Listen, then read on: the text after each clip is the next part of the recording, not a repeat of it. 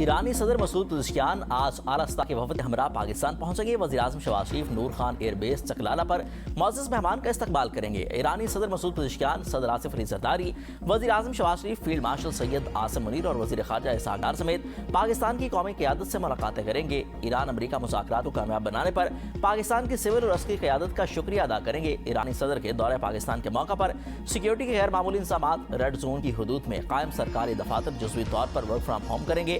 اسلام آباد میں تمام بس اڈے، میٹرو بس سروس اور ٹرمینلز بند رہیں گے۔ وفاقی آئینی عدالت میں تمام کیسز کی سماعتیں منسوخ۔ اسلام آباد ہائی کورٹ آج بند رہے گی۔ اسلام آباد کی ضلعی عدالتیں معمول کے مطابق کھلی رہیں گی۔ وفاقی دارالحکومت میں پاکستانی اور ایرانی پرچموں کی بہار، ریڈ زون میں قائدین کی پورٹریٹ اور خیر مقدمی بینرز بھی آویزاں۔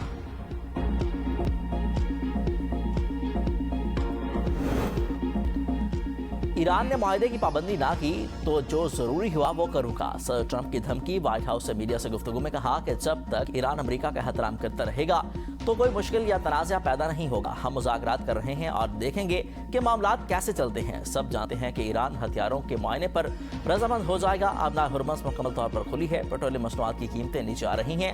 امریکی کسانوں سے اشیاء خورنوش کی خریداری کے لیے ایران کو منجمد فنڈز جاری کیے جائیں گے۔ نائب صدر جے ڈی وینس نے کہا کہ ایران کے منجمد فنڈز فی الحال بحال نہیں ہوں گے۔ منجمد اثاثوں کی بحالی سے قبل اہم مسائل کا نکالنا ضروری ہے۔ یقینی بنائیں گے کہ ایران کے منجمد فنڈز کا غلط استعمال نہ ہو۔ ایران کو IAEA کے معائنہ کاروں کو رسائی دینا ہوگی۔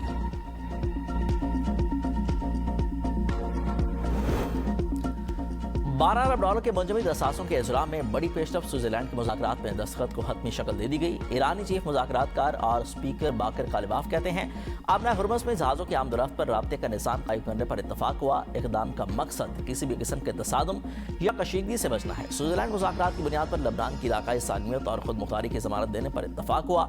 اسرائیل کسی بھی معاہدے کا پابند نہیں ہونا چاہتا، وہ کام خراب کرنے کی کوشش میں ہے۔ باقر کالباف اور عباس عراقچی عمان پہنچ گئے۔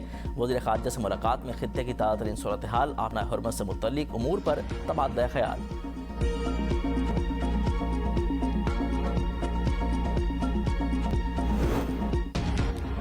ایران یورینیم باہر بھیجنے کے بجائے اس کی افزودگی کی سطح کم کرے۔ نیوکلیر فائل منجمد اثاثوں لبنان پر 3 ٹیکنیکل ورکنگ گروپس کام کریں گے۔ نائب وزیر اعظم اسحاق ڈار کہتے ہیں کہ آبنائے ہرمز سے 60 روز تک بغیر کسی ٹیرف کے گزر سکتے ہیں۔ جہازوں کو صرف سٹینڈرڈ نیویگیشن یا سروس فیس نہیں دینا ہوگی۔ مذاکرات کا اگلا مرحلہ سخت ہو سکتا ہے مگر حتمی معاہدہ قابل حصول ہے۔ ڈیل میں کوئی منفی نقطہ نہیں۔ صدر ٹرمپ نے امریکہ ایران مذاکرات کی ذاتی طور پر رہنمائی کی۔ سعودی عرب، قطر، مصر اور امارات ثالثی کے عمل کو سپورٹ کر رہے ہیں۔ پاکستان کی ثالثی میں امریکہ ایران مذاکرات کا پہلا نتیجہ۔ امریکہ نے ایران کو خام تیل کی پیداوار، ترسیل اور فروخت کی اجازت دے دی۔ 60 دن کا جنرل لائسنس جاری۔ امریکی محکمہ خزانہ کے مطابق ایران کو خام تیل کی ترسیل اور فروخت کی اجازت 21 اگست 2026 تک ہوگی۔ لائسنس کے تحت ایرانی خام تیل، پیٹرولیم مصنوعات کی امریکہ میں درآمد کی بھی اجازت ہوگی۔ ایرانی عہدیدار کا کہنا ہے کہ ایران کا امریکہ کو تیل فروخت کرنے کا منصوبہ نہیں ہے۔ ہمارے تیل کے اہم خریدار ایشیائی ممالک اور خصوصاً چین ہے۔ امریکہ کا ایران سے متعلق ابتدائی معاہدے پر خلیجی ممالک کو اعتماد میں لینے کا فیصلہ۔ وزیر خارجہ مارکو روبیو آج سے خلیجی ممالک کا دورہ کریں گے۔ متحدہ عرب امارات، کویت اور بحرین کے جائیں گے۔ امریکی محکمہ خارجہ کے مطابق مارکو روبیو خلیجی حکام سے مفاہمتی یادداشت اور آبنائے ہرمز سے متعلق بات چیت کریں گے۔ بحرین میں خلیج تعاون کونسل کے اجلاس میں بھی شرکت کریں گے۔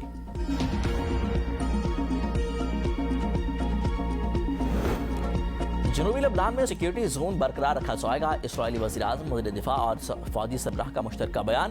کہا کہ اپنے شہریوں اور فوجیوں کی سلامتی پر کوئی سمجھوتہ نہیں ہوگا۔ اسرائیلی فوج کا خطرات کے خاتمے کے لیے کارروائیاں جاری رکھنے کا اعلان۔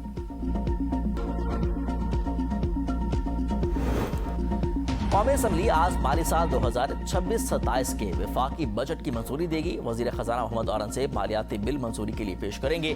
وزیر اعظم شہباز شریف بھی بجٹ منظوری کے موقع پر موجود ہوں گے۔ تمام حکومتی اراکین کو آج ایوان میں موجودگی یقینی بنانے کی ہدایت۔ اپوزیشن مالیاتی بل کی مخالفت کرے گی۔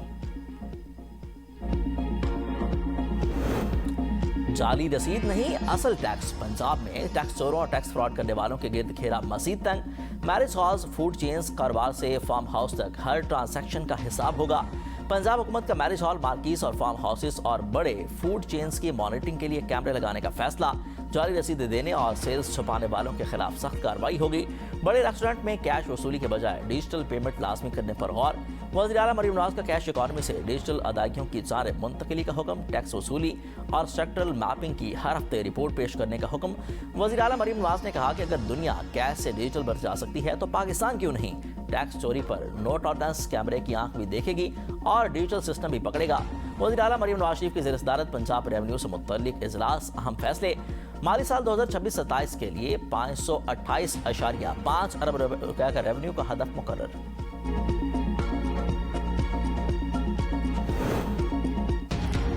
अमजद हुसैन एडवोकेट गिलगित बल्तिस्तान के बिला मुकाबला वज़ीर आला मुंतखब। इमरान नदीम स्पीकर और मलिक किफ़ायतुर रहमान डिप्टी स्पीकर मुंतखब। वज़ीर आज़म शहबाज शरीफ की मुबारकबाद। इंतखाबात के मुस्बत सियासी माहौल में इनेकाद पर तमाम सियासी क़यादत को खिराज तहसीन पेश किया गया। कहा कि नया मुंतखब वज़ीर आला गिलगित बल्तिस्तान के लोगों की तामीर और तरक्की और खुशहाली के लिए काम करेंगे। गिलगित बल्तिस्तान के इंतखाबात अवामी एतमाद का इजहार और पार्लिमानी और जमहूरी इक़्तिदार की कामयाबी है। गिलगित बल्तिस्तान में इस्लाहात और अवामी फलाह अवलीन तरजीह है। नौमुंतखब वज़ीर आला अमजद हुसैन एडवोकेट की एबीएन न्यूज़ के प्रोग्राम सवाल से आगे में गुफ्तगू। कहा कि सियासी हम आहंगी से तरक्की और इस्तेहकाम की नई राहें खुलेंगी। गिलगित बल्तिस्तान के अवाम 7 दिहाइयों से आइनी और शनाख्त और हुकूक के मुंतज़िर हैं। अहम मामलात वफाकी सतह पर उठाएंगे। आज़ाद अरकान ने अपनी सियासी सोच और अवामी मैंडेट की बुनियाद पर फैसले किए। मसाइल के हल के लिए तमाम सियासी जमातों को साथ लेकर चलना चाहिए।